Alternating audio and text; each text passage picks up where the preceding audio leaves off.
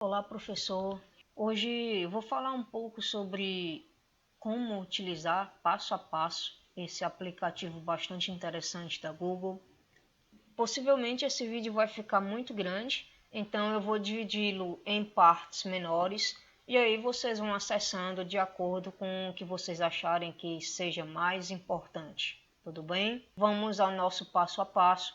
Primeira coisa que todos devem fazer é acessar o site do Google e fazer login.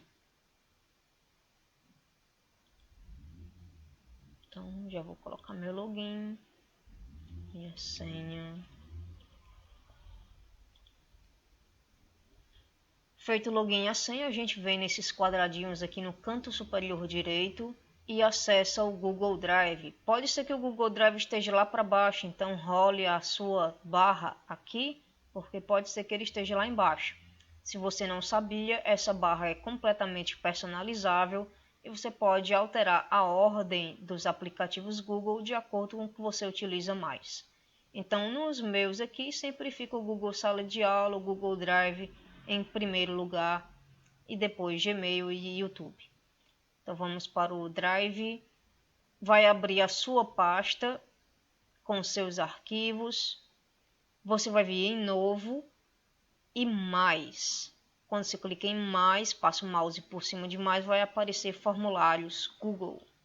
Então, clicou, ele vai criar esse formulário.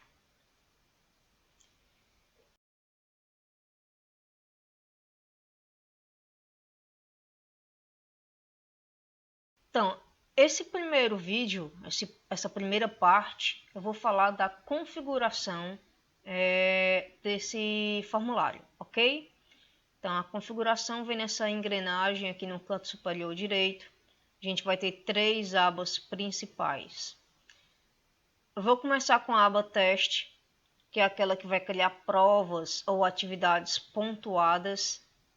Então, você vai ter a opção de ativar ou desativar. Então, nem toda atividade há uma necessidade, por exemplo, de atribuir uma nota. Então, você pode deixar essa opção desativada. Quando você for criar o teste, vai abrir essas duas opções para liberar a nota, imediatamente após o envio ou posteriormente depois da revisão anual. Se você clicar imediatamente após o envio, o aluno ele vai conseguir ver tudo que ele acertou, que ele errou. Então, a minha sugestão é que você coloque posteriormente, depois da revisão manual.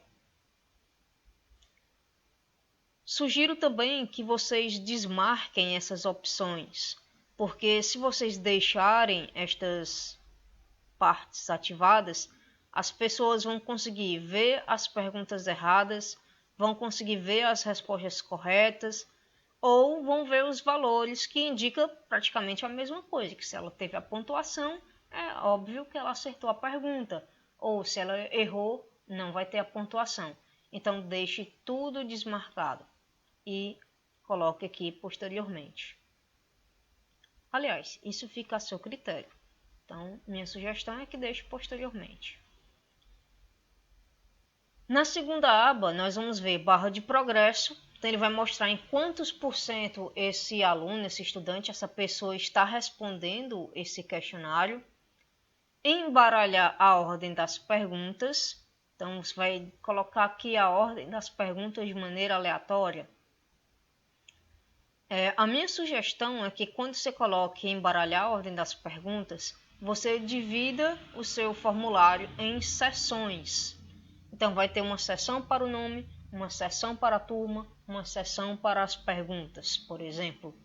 Por que que isso acontece? Se eu deixar tudo em um só, ele vai embaralhar tudo, inclusive nome, turma, junto com as questões.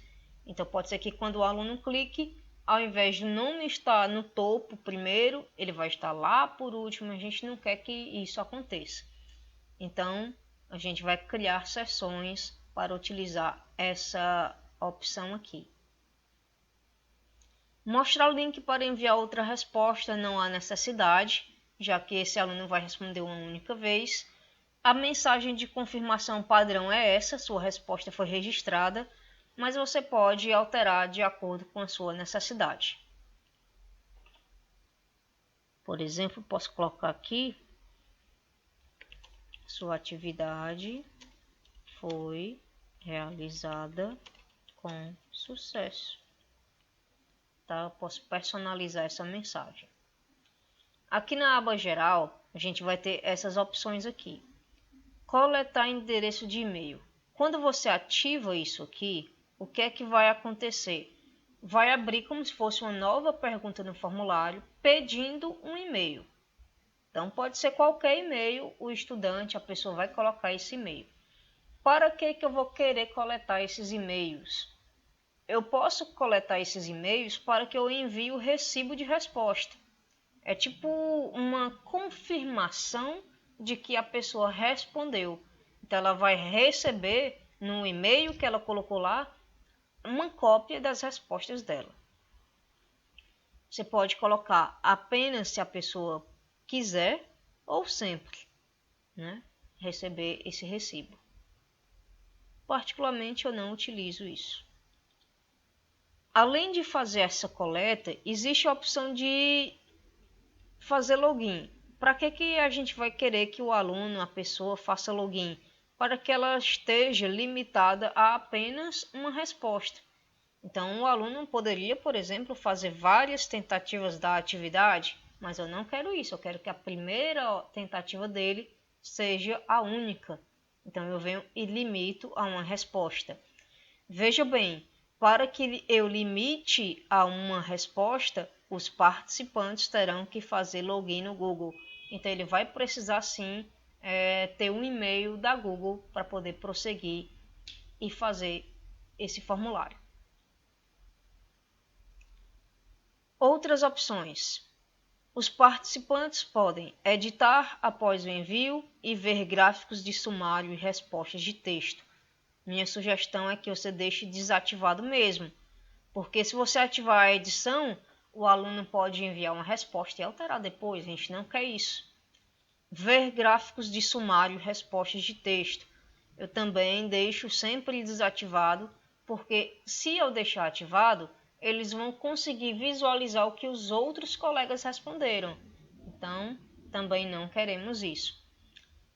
Essa é a etapa de configuração inicial do formulário. Existe outra configuração, que é a questão dos itens estarem em ordens aleatórias. Então, você pode ativar ou desativar essa ordem aleatória.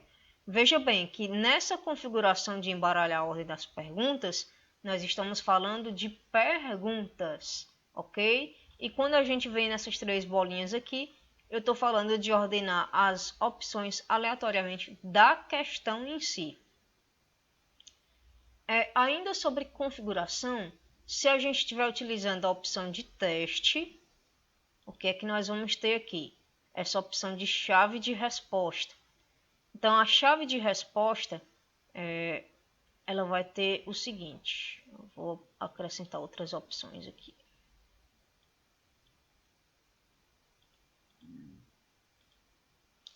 Então, vou adicionar a chave de resposta. O que é a chave de resposta? Primeiro, a pontuação.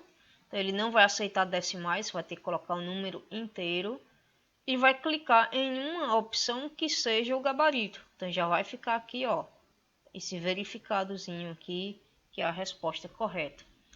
Além disso, você tem a opção de adicionar o feedback da resposta, trazer comentários de por que as demais respostas estão incorretas e por que aquele item é a resposta correta. Então, você pode fazer esse comentário aqui.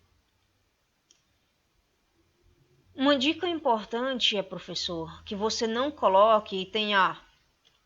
Isso. Item B. Isso. Não faça isso aqui, tá? Por quê? Porque se você selecionar a ordem aleatória, o item A pode estar aqui primeiro, mas na próxima pode ser que o item A esteja no meio. Então vai ficar desorganizada a sua pergunta. Então a sugestão é que você apenas coloquem os itens direto, sem colocar letra A, letra B, letra C, ok? Outra configuração importante é de marcar a pergunta como obrigatória ou não. Se for uma pergunta obrigatória, ao visualizarmos vai aparecer esse asterisco vermelho e o aluno não vai conseguir prosseguir enviar se ele não responder.